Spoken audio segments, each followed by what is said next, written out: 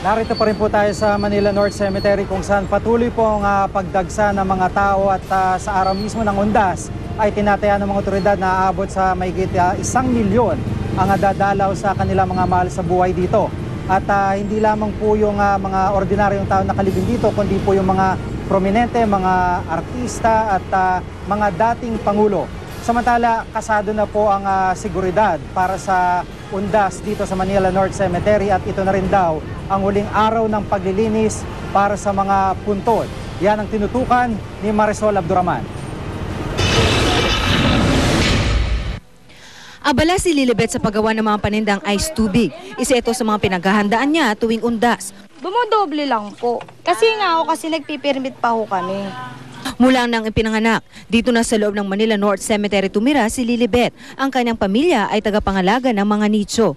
Bukod sa mga negosyante, nagkalat na rin sa loob ng sementeryo ang mga pulis. Ngayon kasi ang huling araw ng paglilinis at pag-aayos sa mga puntod. Sa labas ng sementeryo, meron pang mga sundalo para mabantayan na rin ang mga magdadala ng mga bawal na gamit. Yung pong alak, yung mga matatalas, barel, lahat po ng makaka-aksidente o makadisgrasya, sana po wag na po nilang dalhin. Okay. Marisol Abduraman, Nakatuto, 24 oras. At kumustahin naman po natin ngayon ang sitwasyon dyan sa may Manila South Cemetery. Nakatutok doon live si Sherian Torres. Yes, Chigi, wala na rin halos tigil ang pagdating dito ng mga kababayan natin sa Manila South Cemetery. Pero may ilang puntod pa rin ang hindi pa nalilinisan. Lanta na ang ilan sa mga halaman sa puntod ni dating Pangulong Elpidio Quirino. Ayon sa ilang tagalinis dito, di na raw ito naalagaan ng husto. Ang kalapit nitong libingan, konti pa lang din ang dumadalaw. Di naman kalayuan sa pasukan ng sementeryo ang binuksang Haven for the Angels. Libingan ng mga sanggol at mga inabort na fetus, wala pa ring dumadalaw. Ang puntod ni national artist Lucrecia Casilag at dating Manila Mayor Amada Bagatsing, malinis na. Sa gate ng sementeryo, tuloy ang anunsyo ng nasa information booth. Bawal ang alak at matutulis na bagay sa loob ng sementeryo. Pero kahit paulit-ulit na ang anunsyo, mahigit 100 matutulis na bagay pa rin ang nakumpiska. Pinagbawal namin dito sa, lalo na sa mga mabisita itong araw na ito, o hanggang sa matapos itong season na ito.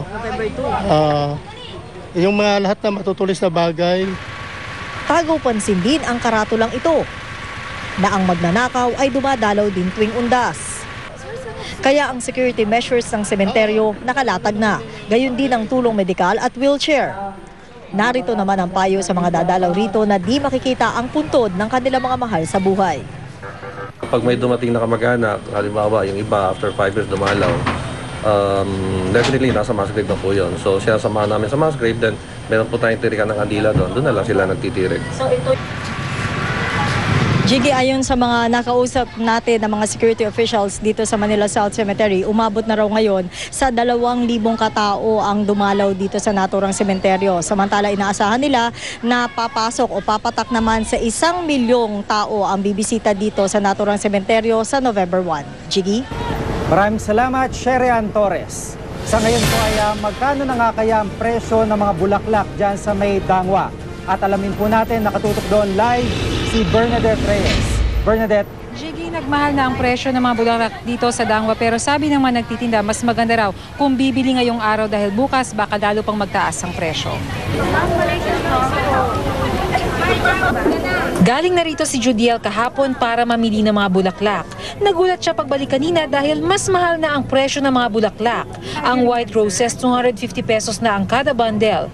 Pero sa tindahang ito, 320 pesos na ang benta. Ang pink at red roses naman, 350 pesos. Taas pa rin ang presyo habang papalapit yung undas. Tumataas eh. Bubot pa yung iba kaya hindi pa masyado pinapadala pa dito. Kaya mas marami red or pink. Para makamenos naman sa gastos, si Dayan na raw ang mag-aayos ng mga bulaklak na binili. Favorite nila ng mga ano. Diskarte na rin yan. Pwede naman kasi mag-haggle for the price and buy na rin kayo mas early.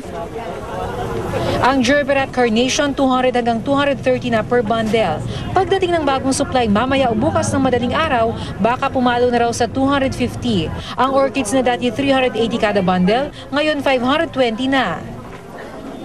May mga bulaklak tulad itong carnation na matatag sa init, kailangan lang lagi nakababad sa tubig. Pero meron din pala mga bulaklak, halimbawa tulad na lang nitong tulips na kailangan lagi nasa malamig na lugar. Kaya mas maganda kung ilalagay natin sila sa loob ng chiller. Kapag kasi nasa labas sila, mabilis mamukadkad. Piliin ang mga bulaklak na matagal malanta tulad ng stargazer, lilium at casablanca na binibenta ngayon sa 150. Ang oriental, matibay din siya. Basta alaga mo lang sa pagputol at pagpalit ng tubig. Jiggy, dahil sana mga namimili ng mga bulaklak dito sa Dangwa, hindi may iwasan na mabigat na rin ang daloy ng trapiko dito sa paligid, lalong-lalo na dito sa Dimasalang Street. Ang lalo pang nakakapagpabigat ng daloy ng trapiko dahil meron rin mga nagdo-double park dahil pahirapan ng parking space dito at meron na rin mga nagtitinda sa mga bangketa. Jiggy? Maraming salamat, Bernadette Reyes. Nakaburol na po ang labi ni Ram Revilla sa Angelus Eternal Garden sa Imus, Cavite.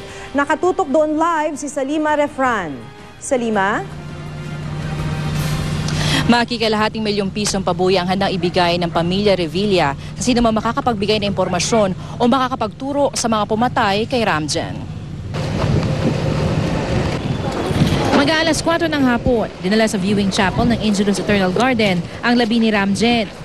Sabi ni Senador Revilla, naging mahirap para sa kanya na ipaalam sa may sakit na amang si dating Senador Ramon Revilla Sr. ang nangyari kay Ram. Ang anak naman ni Senator Bong na si Brian, umiiyak na sinabing kailangan makamit nilang hustisya. Tuloy ang laban. Yan na lang. Ang ina ni Ram na si Leng Bautista, labis ang hinagpis sa nangyari. Maki, nagpaabot na rin ng pakikiramay si Pangulong Noynoy Aquino sa pamilya Revilla sa pamamagitan ng mga bulaklak. Patuloy naman ang pagdating ng mga kaanak at kaibigan ni Ram dito sa Angelus Eternal Garden. Mananatiling bukas sa publiko ang burol ni Ram hanggang sa kanyang libing na itatakda pa lamang ng kanyang pamilya. Maki? Ipinapaabot din natin sa Lima ang ating pakikiramay sa pamilya Revilla. Maraming salamat, Salima Refran. Susunod! Mag-asawang Claudine Barreto at Raymart Santiago naglabas na ng pahayag kaugnay sa mga bali-balitang hiwalay na sila. Tutukan dito sa 24 Oras.